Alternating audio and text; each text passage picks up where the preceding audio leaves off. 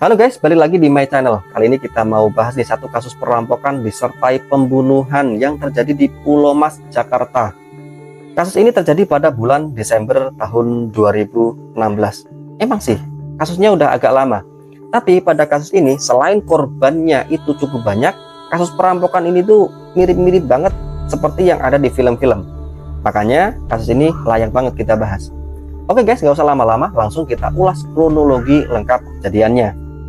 Sebagai informasi nih gengs, pelaku perampokan ini terdiri dari 5 orang. Yang pertama ada Ramlan Butar-Butar selaku otak pembunuhannya. Yang kedua ada Erwin Sitomorang. Yang ketiga ada Alvin Sinaga. Yang keempat ada Ius Pane. Yang terakhir itu ada adik dari Ramlan Butar-Butar yang berlaku sebagai sopir. Nah, ternyata keempat orang ini tuh memang spesialis rampok rumah mewah. Jadi mereka itu memang udah berkali-kali beraksi melakukan perampokan. Dan bahkan nih ya, si Ramlan Butar-Butar ini juga udah keluar masuk penjara dengan kasus yang sama. Jadi si Ramlan ini nggak ada kapok-kapoknya nih gengs. Nah, awal kejadiannya pada tanggal 26 Desember tahun 2016. Kelima pelaku ini bertemu di sebuah rumah makan yang lokasinya nggak jauh-jauh dari perumahan mewah Pulau Mas, Jakarta. Mereka di sana melakukan rencana perampokan terhadap salah satu rumah yang ada di perumahan mewah tersebut. Mereka itu memang mengincar perumahan tersebut karena dianggap perumahan itu apa ya, pengamanannya itu agak-agak longgar. Jadi dianggap mereka tuh mudah melakukan eksekusi di salah satu perumahan tersebut. Setelah mereka merencanakan dengan matang aksi perampokan ini, mereka pun akhirnya mensurvei lokasinya. Mereka langsung menuju perumahan Pulau Mas tersebut. Di sana mereka menentukan rumah mana nih yang mau dieksekusi. Nah, kebetulan mereka itu berhenti di sebuah rumah 2 lantai milik seorang arsitektur bernama Dodi Prianto. Di sini mereka itu ketika berhenti di depan pintu, kebetulan si pemilik rumah ini keluar dari rumah tersebut. Dan para pelaku menganggap bahwa ini nih kesempatan terbaik mereka untuk melakukan perampokan. Ketika si pemilik ini keluar menggunakan Honda Jazz warna abu-abu, kebetulan pagar tralis depan dari rumah ini nggak dikunci. Jadi para pelaku pun bebas masuk ke dalam rumah milik Dodi ini. Dan benar nih gengs, ketika mereka berempat masuk, kemudian 1 orang menunggu di dalam mobil. Ketika para pelaku ini masuk, mereka langsung bertemu dengan sopir milik Dodi yang bernama Yanto. Dan tiba-tiba si Yanto ini langsung ditodong pakai pistol oleh para pelaku. Yanto pun gak bisa berkutik dong. Dia tuh akhirnya melakukan apapun yang diperintahkan sama para pelaku. Si Yanto ini disuruh untuk menutup gerbang depan agar situasinya aman, agar nggak ada orang lain yang masuk ke dalam rumah. Nah, di sana ketika mereka selesai menutup pintu, mereka pun mencari kamar milik Dodi Prianto yang dianggap kemungkinan di sana itu tempat-tempat barang mewah Dodi itu disimpan. Dan akhirnya mereka pun bertemu dengan ART rumah tersebut. Dan mereka pun langsung menodongkan pistol kepada ART dan memaksa ART tersebut untuk menunjukkan di mana nih kamar si Dodi. Nah, karena ada ribut-ribut di lantai 1, kebetulan anak-anak Dodi ini ada di kamar di lantai 2. Karena mendengar ada ribut-ribut, si anak-anak Dodi ini pun keluar dari kamarnya untuk mengecek keadaan. Dan si anak Dodi ini pun mereka berteriak histeris karena mereka itu melihat satu pemandangan yang belum pernah mereka lihat. Jadi orang-orang ditodong pakai pistol, kemudian semua isi rumah ini pada panik. Si anak-anak Dodi ini pun ikut panik dan berteriak histeris. Nah, karena para pelaku ini takut dengan teriakan dari anak Dodi ini, takutnya menimbulkan kecurigaan tetangga-tetangga sebelah, menimbulkan banyak perhatian, maka si pelaku ini pun memukul kepala dari anak Dodi ini menggunakan pistol.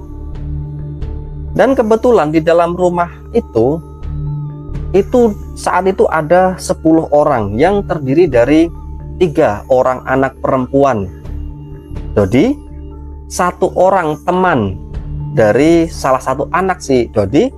Kemudian di situ juga ada 4 orang ART dan 2 orang supir. Jadi totalnya pada saat itu ada 10 orang. Nah, setelah mereka menemukan kamar milik Dodi, mereka pun akhirnya orang-orang yang ada di dalam rumah ini disekap di dalam sebuah kamar mandi di dalam rumah tersebut yang ukurannya cuma 1,5 meter persegi.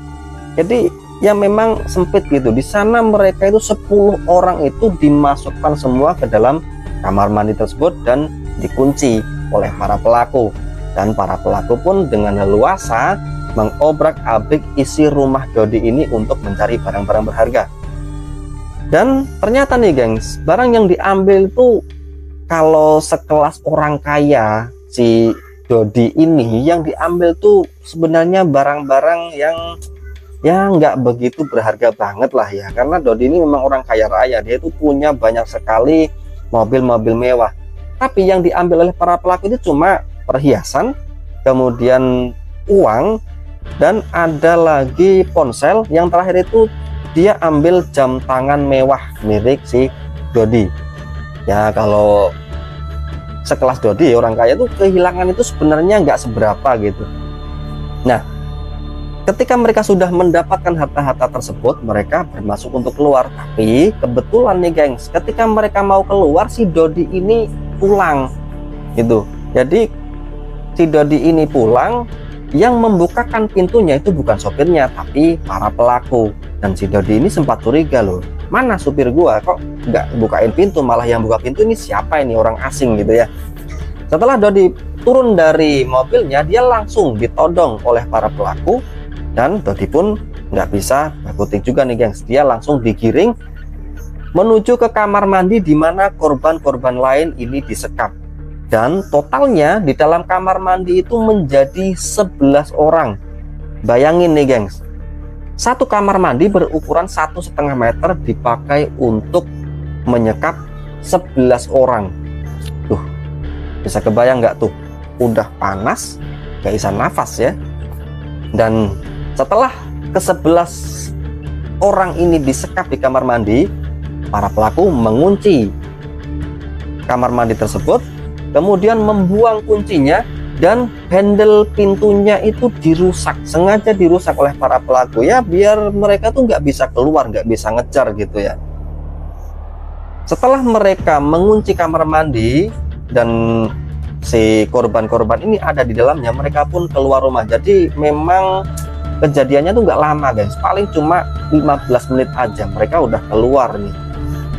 Nah, dan apesnya nih gengs, para korban yang disekap di kamar mandi ini kesemuanya itu nggak ada yang tahu. Jadi mereka itu disekap di kamar mandi sampai akhirnya pada hari Senin tanggal 27 Desember. Jadi cuma selang 1 hari ya, karena kejadiannya itu pada hari Minggu. Nah, hari Seninnya ini salah satu teman dari anak si Dodi yang bernama Diona ini janjian untuk jalan-jalan pada hari Senin tersebut.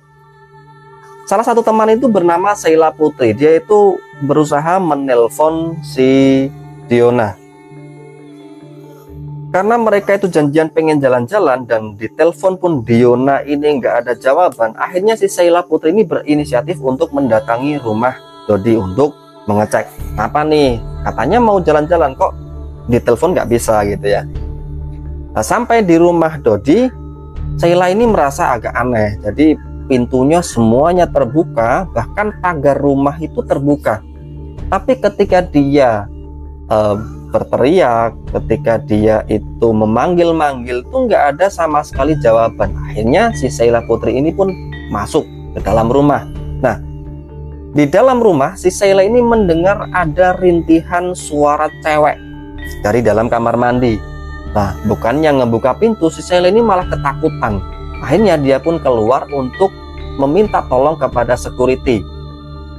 Dan ketika security datang ke rumah si Dodi, security pun juga nggak berani buka gitu. Akhirnya security ini melapor ke pihak kepolisian dan akhirnya kamar mandi tersebut didobrak, dan betapa kagetnya nih gengs, di dalamnya ada 11 orang disekap di dalam kamar mandi dan mereka itu saling bertumpuk gitu. Nah, dan naasnya dari 11 orang yang disekap di kamar mandi, 6 orang diantaranya meninggal dunia dan 5 orang selamat. Jadi yang selamat itu cuma satu, itu anak yang terkecil dari Dodi yang bernama Zanet. Nah, keempat lainnya yang selamat yaitu ART dari rumah si Dodi ini. Dan selain daripada itu, mereka semuanya meninggal dunia. Setelah polisi datang kemudian melakukan investigasi, ternyata di rumah itu ada CCTV gengs yang bisa diperiksa oleh pihak kepolisian. Nah, berdasarkan rekaman CCTV inilah polisi akhirnya hanya berjarak 2 hari, yaitu tanggal 29 Desember, polisi berhasil membekuk 2 orang pelaku, yaitu si Ramlan dan si Erwin.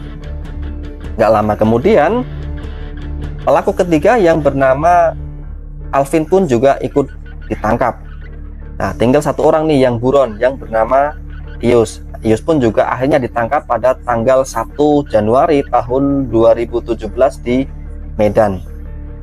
Dan ketika polisi menangkap Ramlan dan Erwin, polisi pun menembak kaki dari Ramlan dan Erwin karena polisi mengatakan mereka melakukan perlawanan ketika ditangkap. Dan ya naas, dan juga kalau gua pribadi nih gengs agak puas juga nih. Jadi si Ramlan ini ketika ditembak, dia itu mau dilarikan ke rumah sakit, tapi nyawa si Ramlan ini nggak tertolong. Dia itu udah mati di perjalanan menuju rumah sakit karena kehabisan darah. Jadi emang harusnya mungkin emang gitu ya, soalnya Ramlan ini udah keluar masuk melakukan perampokan tapi nggak kapok-kapok gitu. Akhirnya pun dia mati terkena tembakan oleh polisi.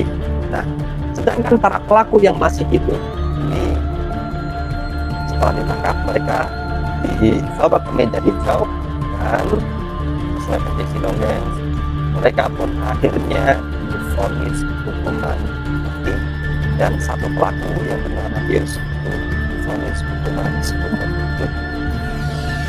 Oke guys, itu sekilas tentang kasus perampokan disertai pembunuhan yang terjadi di Pulau Mas.